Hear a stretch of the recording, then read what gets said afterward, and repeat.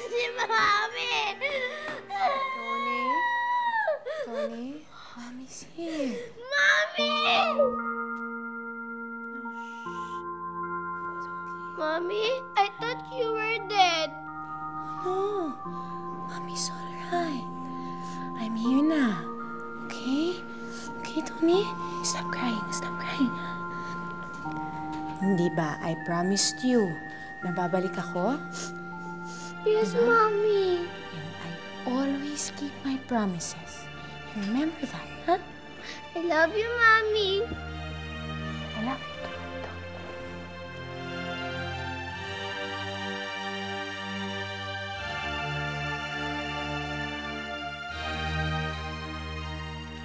Mami, bakit ka po laging tumutulong sa mga ibang tao? Because it's fun helping people, Tony. Pero Mami, malapit po kayo sa accident dahil sa pagtulong sa mga tao. Masaya po ba yun, Mami? Alam mo, Tony, ibang klaseng kasiyahan ang sinasabi ko. Dito mo nararamdaman yun sa puso mo. At alam mo ba na ang pagtulong sa kapwa ay isang pagkakataon na binibigay ng Diyos para mapakita mo sa iyong kapwa ang kabutihan mo. At ang mabubuting tao, alam mo ba, hindi pinababayaan niya ng Diyos? Do you understand me? Yes, Mami. Okay. Also, anak, you know, you have to remember this. Kahit na magugulo o maruruming lugar man ang pinupuntahan mo, dapat lagi kang maayos at malinis para kagalang-galang ang itsura mo, lalo na pagtutulong ka sa iyong kapwa para pamarisan kanila, hindi ba? Bakit po, Mami? Dahil importante ang kalinisan sa katawan, lalo na sa pananamit, para tayo galangin at pagkatiwalaan ng ating kapwa. At sa pamamagitan din ng kalinisan mo sa damit mo, may papakita mo ang kalinisan ng iyong puso. At nang sa gayon, mahikayat natin ang ibang tao upang maglaan ng kanilang oras at tulong para sa mga kababayan nating nangangailangan.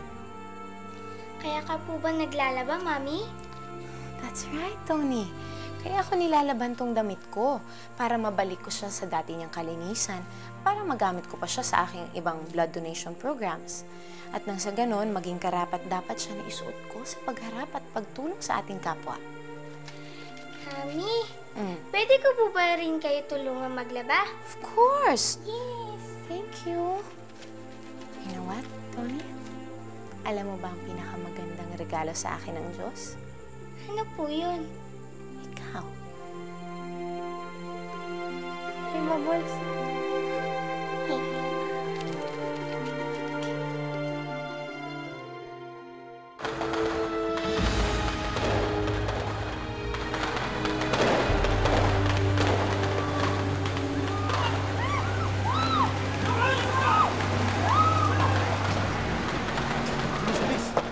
Dali! Mga bata! Rose, magkakabutukan na!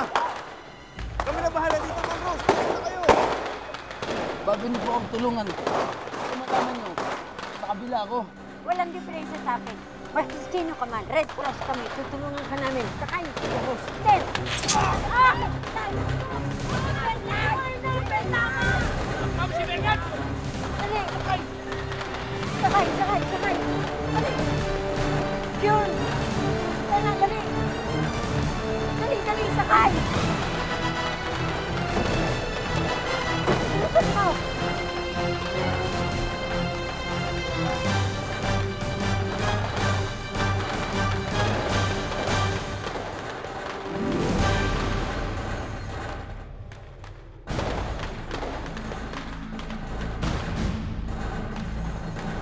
Sir, may paparating na ambulansya. Huwag niyo paniwalaan. Government forces yan. Barilin ninyo!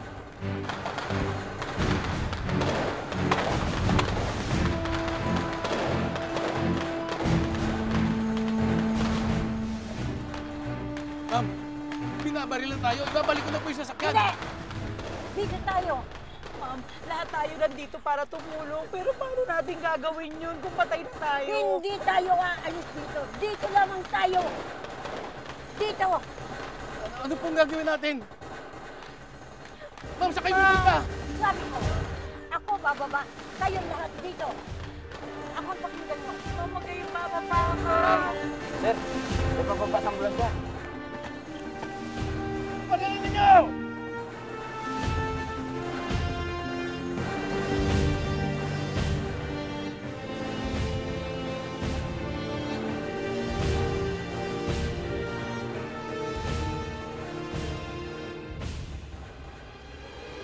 Sir, kailangan nyo makita to.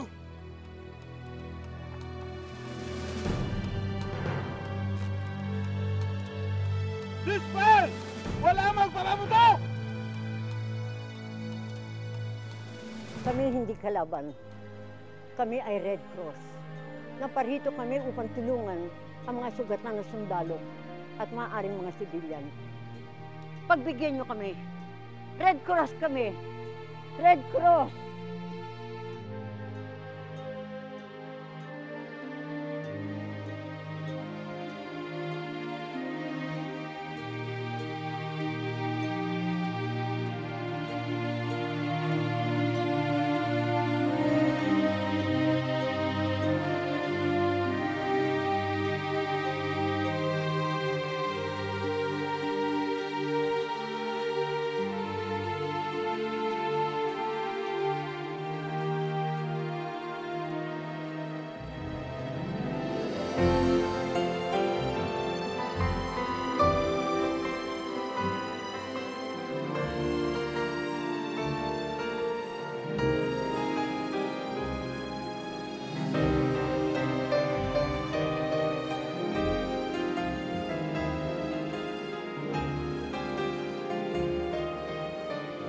Sa paglipas ng panahon, nagpatuloy si Rosa sa pag-arte sa pelikula at telebisyon.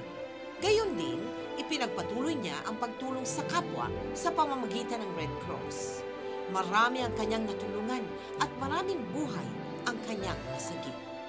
Umani siya ng iba't ibang parangal, hindi lamang sa larangan ng pag-arte, kung hindi maging sa larangan ng pagkakawang gawa. Pero syempre alam ng buong bansa, ano po, na talagang ang puso nyo ay para sa public service. Yes. Ano po? All through these years na nandiyan kayo, ano ho itong mga aral na you can impart to us? Sabi mo ganyan, mahalin mo muna ang sarili mo. Why did you say that? Meron ka ng mga anak ngayon, meron ka ng mga apo. Eh di pa, ingatan mo rin naman muna yun. Pero alam mo, madaling sabihin yan eh. Kamukha na lamang nung magkaroon ng postage. Nagulat na lang si Tony Rose, yung mga apo ko, nakita na lang akong bigla na nandoon eh. Sa TV. Sabi sa akin ng Red Cross, oh, sabi, saan pupunta? May hostage. Wala eh, talaga impulse yun eh. Kaya hanggang ngayon, ganun pa rin. Maski pinangaralan kitang ganun, Opo. kuminsan ginagawa ko pa rin. Yun talaga. You are also guilty of, Yes, of doing that. Oo, no? kamakala. Halimbawa, sabi na sa akin na aking doktor, Tita Rose, kinakailangan operahan na yung tuhod mo. Eh di dapat nung pa. Opo. Ang dami ko talagang blood donation na kinakailangan, mag-ipong kami. Tinatang sa akin, kailan ka magre-retire, Tita Rose? Wala ko retirement. Wala retirement. Wala retirement. Ikaw din, ganun din. Ay, naku. Ito gusto kong tanungin sa inyo, no? Woman to woman. Okay, Ay, okay. Ariglado. Beauty secrets. At Oh. 76, Oh. pero tignan mo. I only eat twice a day. Breakfast lang at saka lunch. At hindi ako nakain ng karne, hindi ako nakain ng baboy. At pagkagabi, ang kinakain ko lang, basta kung nagsushooting ako, alam na GMA yun. Opo. Na ang hinahanda lang nila sa akin papaya paggabi. Papaya Papaya lang. Papaya lang. That sustains you hanggang... Oo. Hindi kayo gigising sa gabi at Hindi. naghahanap ng Naku, kakainin. pagka kumain ako, di susuka ko lang. Pero ang talaga inaalagaan ko, aking mukha. I usually pray. Maski nung bata pa ako. So up to now, inaalagaan pa rin Ah, ninyo ang syempre. beauty ninyo. Oo.